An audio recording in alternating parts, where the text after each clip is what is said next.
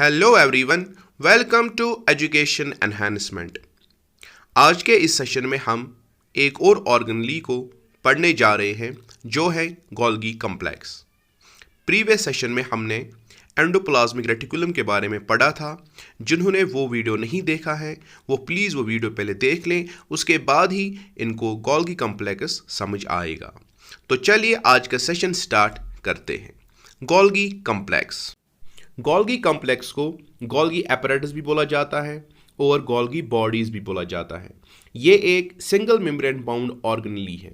जब हमने न्यूक्लियस के बारे में पढ़ा था तो हमने वहाँ पर देखा था कि जो ये न्यूक्लियस है ये एक डबल मेम्ब्रेन बाउंड ऑर्गेनेली है और एंडोप्लाज्मिक रेटिकुलम एक सिंगल मेम्ब्रेन बाउंड ऑर्गेनेली है। वैसे ही जो ये गोल्गी कॉम्प्लेक्स है ये भी क्या है, एक single membrane bound organelle. That mean जो ये गोल्गी कॉम्प्लेक्स है it is surrounded by only one membrane और ये हिस्सा है एंडोमेम्ब्रेन सिस्टम का। एंडोमेम्ब्रेन सिस्टम उन ऑर्गेनेलीज का बना हुआ होता है जो एक दूसरे के साथ मिलकर काम करते हैं, प्रोटीन्स या लिपिड्स को मॉडिफाई और ट्रांसपोर्ट करते हैं। इस गोल्गी कॉम्प्लेक्स को प्लांट्स में डिक्टायोसोम्स भी बोला जाता है। डिक्टायोसोम्स गोल्गी कॉम्प्लेक्स ही है। जो ये नाम गोल्गी पढ़ा है इस गोल्गी कॉम्प्लेक्स को, ये असल में एक साइंटिस्ट के नाम पे पढ़ा है जिसने इस गोल्गी कॉम्प्लेक्स को डिस्कवर किया था। ये गोल्गी कॉम्प्लेक्स यूकैरियोटिक सेल्स में पाया जाता है, प्रोकैरियोटिक सेल्स में ये एब्सेंट होता है। इस गोल्गी बॉडी का काम होता है जैसे एक पोस्ट ऑफिस का काम है। पोस्ट ऑफिस में चीज़ों को पैक किया जाता है, ठीक है, वहाँ पर पैकेजिंग होती है चीज़ों की और उसके बाद उन चीज़ों को उनके डेस्टिनेशन पे भेजा जाता है। वैसे ही इस गोल्गी कॉम्प्लेक्स में होता है। यहाँ पर प्रोटीन्स की पैकेजिंग होती है, इनको रैप किया जाता है और फिर इनको भी अपने अपने डेस्टिनेशंस पर भेजा जाता है, ठीक है। तो चलिए अब हम इस गोल्गी कॉम्प्लेक्स का स्ट्रक्चर देखते हैं। जो ये गोल्गी कॉम्प्लेक्स है ये बना हुआ होता है 5 से लेकर 8 फ्लैटनेड मेम्ब्रेन बाउंड सैक्स का, जिनको सिस्टर्ने बोला जाता है। इनका डायमीटर 0.5 माइक्रोमीटर से लेके 1 माइक्रोमीटर तक होता है। ये जो दबी हुई थैलियाँ इस गोल्गी कॉम्प्लेक्स में होती है, यही दबी हुई थैलियाँ हमने एंडोप्लाज्मिक रेटिकुलम में भी देखे थे। वहाँ पर भी इनको सिस्टर्ने बोला जाता था और यहाँ पर भी इनको सिस्टर्ने बोला जाता है। इन दोनों में खाली इतना ही फ़र्क है कि यहाँ पर जो ये सिस्टर्ने हैं ये एक दूसरे के साथ अटैचड नहीं है, they are not physically connected to each other. लेकिन जब हमने एंडोप्लाज्मिक रेटिकुलम में देखा था वहाँ के जो सिस्टर्ने हैं they are physically connected to each other. तो यही फ़र्क है इन दोनों के बीच में। देखिए जो सिस्टर्ने गोल्गी apparatus में होते हैं ये एक दूसरे के पैरेलल में होते हैं और इसके दो फेसेस हैं। एक को बोलते हैं सिस फेज और दूसरे को बोलते हैं ट्रांस फेज। जो ये सिस फेज है इसको कन्वेक्स फेज भी बोला जाता है। सिस इसलिए बोलते हैं क्योंकि ये एंडोप्लाज्मिक रेटिकुलम के सेम साइड में होता है और ट्रांस इसीलिए क्योंकि ये एंडोप्लाज्मिक रेटिकुलम से दूर होता है। देखिए एंडोप्लाज्मिक रेटिकुलम में जो प्रोटीन तैयार होता है वो वेसिकल की शक्ल में सिस फेज से एंट्री ले लेता है गोल्गी apparatus में, ठीक है, और फिर गोल्गी apparatus के सिस्टर्ने में इनकी मॉडिफिकेशन होती हैं और फिर ट्रांस फेज से ये बाहर निकल आते हैं सेक्रेटरी वेसिकल की शक्ल में। तो हम फिर से समझने की कोशिश करेंगे कि जो ये गोल्गी बॉडी है इसमें असल में होता क्या है।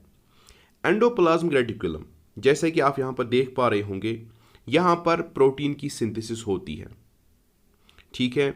ये प्रोटीन फिर सिस फेज से इस गोल्गी बॉडी में चला जाता है, वहाँ पर इसकी मॉडिफिकेशन होती है।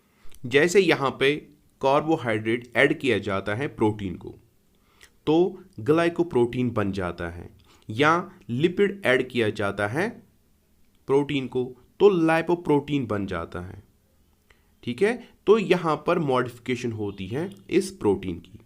उसके बाद ये मॉडिफाइड प्रोटीन फिर बाहर आ जाता है इस गोल्गी apparatus से in the form of vesicle, ठीक है, जैसे कि आपने अभी देखा यहाँ पे।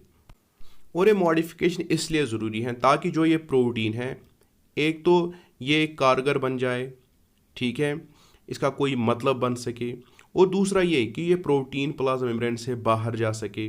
और जो ये मॉडिफाइड सब्सटेंसेस हैं, चाहे ग्लाइकोलिपिड हो या ग्लाइकोप्रोटीन हो, ये क्या करते हैं, ये प्लाज्मा मेम्ब्रेन की इंटीग्रिटी को बना के रखते हैं by acting as receptor molecule.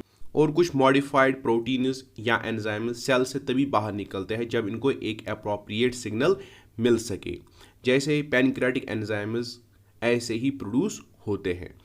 और इन गोल्गी बॉडीज़ में कुछ ऑर्गेनेल्स के मेम्ब्रेन्स भी बनते हैं, जैसे लाइसोसोम। लाइसोसोम का जो मेम्ब्रेन होता है वो इसी गोल्गी एपरेट्स में तैयार हो जाता है और फिर यही मेम्ब्रेन फिर इसकी पैकेजिंग की जाती है, ठीक है, वेजिकल के अंदर फिर ये रहता है और फिर वेजिकल की शक्ल में ये फिर इस गोल्गी एपरेट से बाहर निकलता है, ठीक है।